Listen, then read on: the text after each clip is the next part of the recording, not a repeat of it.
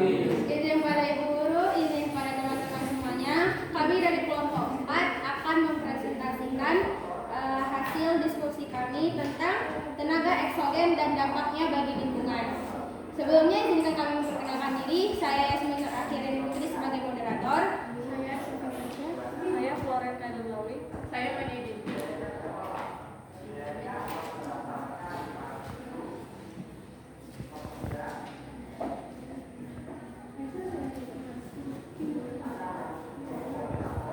Oke, untuk topik yang pertama itu ada pengertian tenaga eksogen. Apa itu tenaga eksogen? Tenaga eksogen adalah tenaga pembentuk muka bumi yang berlawanan dengan tenaga endogen. Tenaga eksogen ini juga bisa dikatakan sebagai tenaga yang berasal dari luar bumi. Untuk jenis-jenis tenaga eksogen itu yang pertama ada pelapukan. Pelapukan yaitu proses penghancuran batuan menjadi bagian-bagian yang lebih kecil.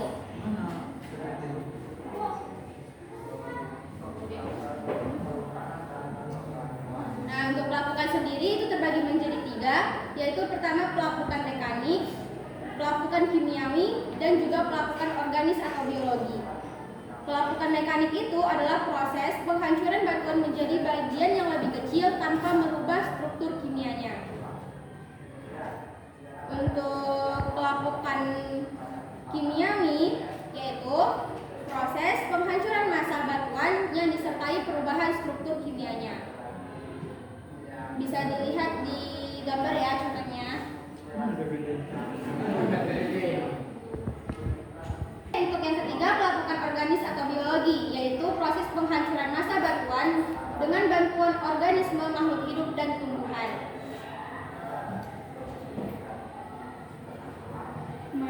Kemudian selanjutnya adalah sedimentasi. Sedimentasi adalah proses mengendapnya material hasil erosi di suatu tempat tertentu. Sedimentasi itu terbagi atas beberapa bentuk. Yang pertama ada fluvial, yang kedua ada marine, yang ketiga ada aerois. Sedimentasi fluvial, pengendapan materi yang diangkut oleh air sepanjang aliran sungai. Bentuk-bentuk alamnya adalah delta, bentaran sungai, dan juga kipas aluvial. Dapat dilihat pada gambarnya. Pada gambar tersebut ada nampak seperti kipas yang berwarna abu-abu, itulah bentuk kipas fluvialnya. Kemudian yang kedua adalah marine, material hasil abrasi yang diangkut dan diendapkan di sepanjang pantai. Hasilnya adalah pasir dan kerikil di sepanjang pantai, bar, speed, dan juga tombol. Jadi kalau misalnya ada pasir, kerikil itu merupakan hasil dari marine. Yang ketiga adalah aerois. Aerois adalah proses pengendapan yang dibawa oleh angin. Biasanya terjadi di bulan Juli, yaitu sand dunes atau bukit pasir. Bentuk dari aerois ini sendiri nampak seperti di tengah-tengahnya itu tipis, kemudian ada atasannya seperti jamur. Kemudian ada erosi. Erosi adalah penyikisan, yaitu di mana erosi itu adalah proses pelepasan dan pemindahan massa batuan secara alami dari suatu tempat ke tempat lainnya oleh suatu tenaga yang bergerak di atas permukaan bumi. Jenis-jenis erosi itu sendiri terbagi atas 4. Yang pertama ada abrasi, yang kedua ada eksarasi, yang ketiga ada deflasi, dan yang keempat adalah abrasi. Yang pertama abrasi. Abrasi adalah penyikisan yang disebabkan oleh gerakan-gerakan lapisan es pada gletser ataupun es ketika mencair. Penyikisan ini terjadi karena gerakan-gerakan gletser yang mengikis batuan yang ada di jalurnya. Semakin berat dan semakin cepat gerakan gletser tersebut, maka mengakibatkan semakin tinggi juga daya erosinya. Dapat dilihat contoh dari abrasi itu sendiri pada gambar di slide selanjutnya. Kemudian ada eksarasi. Eksarasi atau deflasi. Eksarasi adalah suatu Eksarasi adalah suatu peristiwa penyikisan tanah yang disebabkan oleh gelombang air laut serta adanya pasang surut air laut, baik itu gelombang air laut atau pasang surut air laut. Kedua-duanya sama-sama memiliki sisa besar. Oleh karena itu, tanah pada garis pantai akan rusak jika secara terus-menerus terkena gelombang air laut dan pasang surut air laut. Untuk mencegah hal tersebut, bisa dilakukan dengan memberikan material beton di sekitar pantai, sehingga ombak pantai bisa terpecah dan abrasi pun dihilangkan. Yang ketiga adalah deflasi. Deflasi pada dasarnya adalah penyikisan batuan atau tanah karena terpaan angin. Angin yang bergerak kencang akan mampu untuk mengikis secara perlahan batuan-batuan yang ada di jalurnya.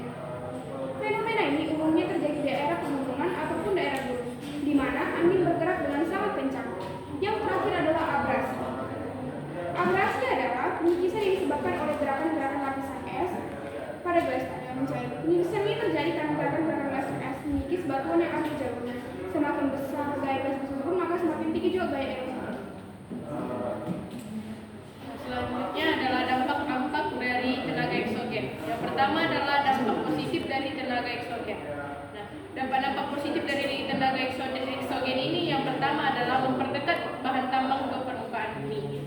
Pengikisan dapat menyingkap sumber daya alam, tambang, dan migas bernilai cukup tinggi, memperdekat barang-barang tambang ke permukaan bumi. Dengan adanya erosi dalam waktu yang sangat lama atau jutaan tahun terhadap pegunungan yang mengandung barang-barang tambang dan mineral, makin lama makin rendah, sehingga bahan tambang yang ada di dalamnya makin dekat ke permukaan bumi dan akhirnya berada di permukaan bumi.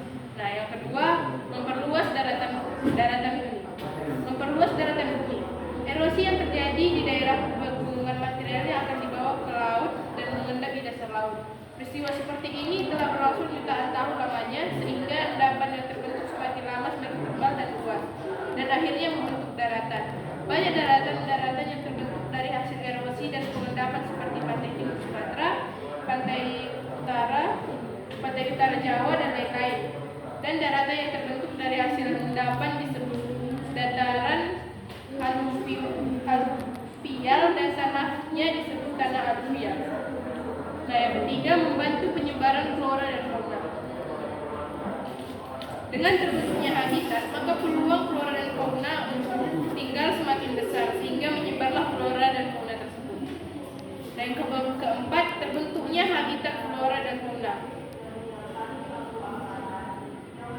Memunculkan habitat. Dengan adanya pelapukan terhadap batuan, terbentuklah tanah, sehingga kemungkinan tumbuh-tumbuhan hidup di atas tanah tersebut. Dengan adanya kehidupan tumbuh-tumbuhan di atas tanah, telah menyebabkan adanya kehidupan hewan dan manusia. Nah, yang kelima, menghasilkan bentuk muka bumi yang unik dan indah dari aktivitas pelapukan.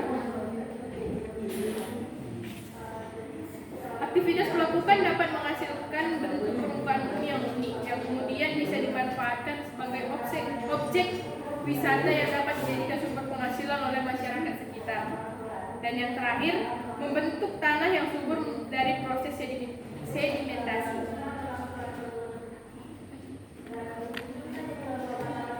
Sedimentasi adalah proses pengendapan massa batuan atau tanah di suatu tempat setelah mengalami erosi dan transportasi. Erosi dapat berdampak kesuburan pada tanah yang berada di daerah endapan.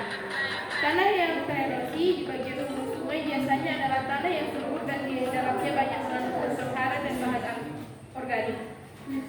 Selanjutnya adalah dampak negatif dari tenaga eksogen. Yang pertama adalah hilangnya kesuburan tanah akibat erosi. Hal ini disebabkan karena bagian tanah yang subur telah diikis oleh air. Kemudian yang kedua adalah pendangkalan sungai dan danau. Hasil erosi yang diendapkan di muara-muara sungai menyebabkan pendangkalan di muara sungai. Akibatnya sungai menjadi mudah mengalami banjir ketika musim hujan. Hal ini terjadi karena arus sungai yang mengalir mengalami hambatan di muara sungai. Kemudian yang ketiga, berkurangnya kejernihan air. Dalam hal ini erosi juga menyebabkan kurangnya kejernihan air. Akibatnya manusia akan kehilangan sumber air tanah, dan nantinya hal ini juga akan menyebabkan timbulnya berbagai macam penyakit. Kemudian yang keempat, terjadinya tanah longsor dan banjir. Erosi tanah yang secara terus-menerus terjadi di daerah yang berlereng nantinya dapat menyebabkan kerusakan lahan, bahkan dapat menyebabkan tanah longsor. Kemudian yang kelima, angin kencang yang merusak. Karena pada dasarnya tenaga eksogen berasal dari angin, maka tenaga eksogen ini dapat menimbulkan badai atau bahkan angin puting beliung yang dapat mengakibatkan kerusakan rumah ataupun bangunan. Dan yang terakhir adalah hilangnya garis pantai. Abrasi atau pelikisan air laut di pantai-pantai menyebabkan daratan dekat garis pantai hilang, dihantam ombak. Garis pantai yang menghilang, bahkan rumah-rumah di pinggir pantai banyak yang hancur oleh abrasi.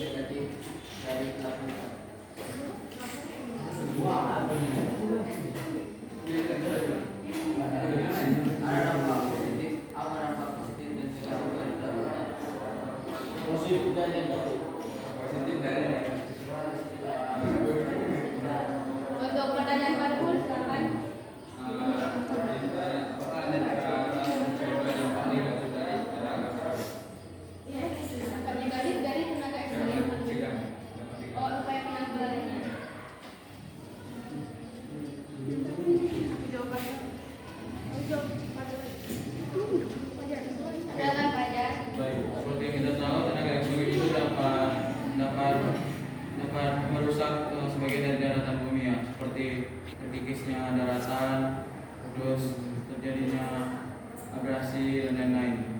Nah, saya tertarik kepada yang tadi yang meledaknya gunung berapi, terus dia dapat menyuburkan tanah, seperti tanah fluvial ya. Nah, apa ciri-ciri karakteristik tanah fluvial sehingga dia menyebabkan dia itu dapat ditumbuhi tanaman yang subur?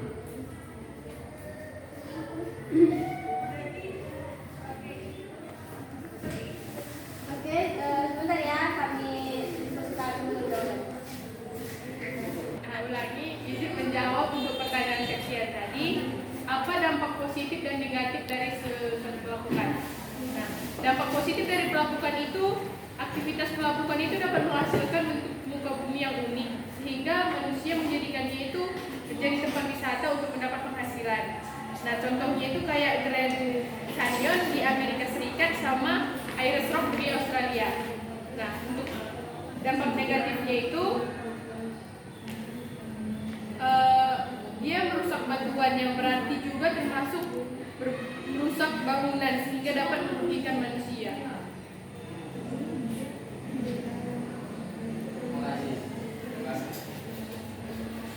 Selanjutnya untuk pertanyaan kedua akan dijawab oleh teman saya, Lorenza. Dan menjawab untuk pertanyaan satu, tadi bertanya soal dampak negatif dan upaya penanggulangannya. Tadi kami sudah bacakan dampak negatifnya, saya bacakan ulang. Itu hilangnya kesuburan tanah akibat erosi. Kemudian yang kedua, pendangkalan sungai atau danau. Yang ketiga, berkurangnya kejernihan air. Yang keempat, terjadinya tanah longsor dan banjir. Yang kelima, angin kencang yang merusak. Dan yang keenam, hilangnya garis pantai. Nah, upaya penanggulangannya itu ada beberapa. Yang pertama, membuat pemecah ombak. Jadi pemecah ombak ini nanti akan bertujuan untuk menghindari akibat dari abrasi. Kemudian untuk mencegah terjadinya hilangnya kesuburan tanah akibat erosi dapat dilakukan dengan melakukan reboisasi terhadap hutan. Kemudian untuk mencegah terjadinya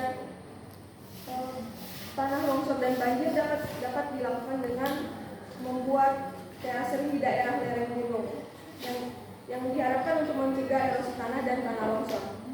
Kemudian untuk mencegah terjadinya berkurangnya kejernihan air dapat dilakukan dengan pembersihan sungai.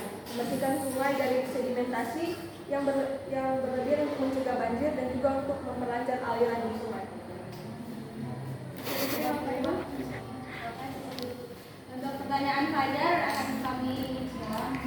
Ingin menjawab pertanyaan Fajar, jadi sebenarnya tanah aluvial itu sendiri terbentuk dari lumpur sungai yang mengendap di dataran rendah.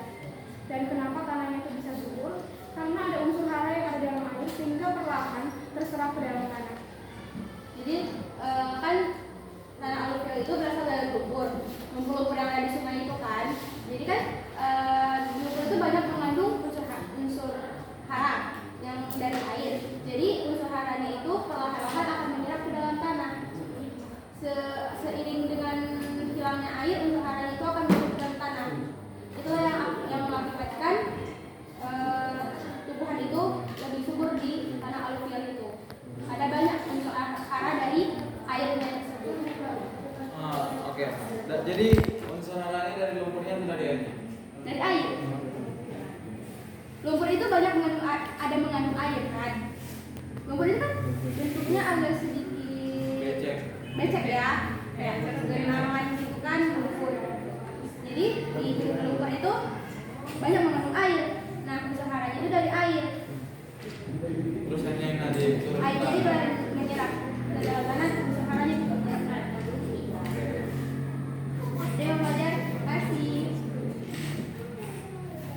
Mungkin hanya ini yang dapat kami presentasikan. Mohon maaf apabila ada kesalahan kata atau jawaban yang kami berikan kurang memuaskan. Terima kasih atas perhatiannya.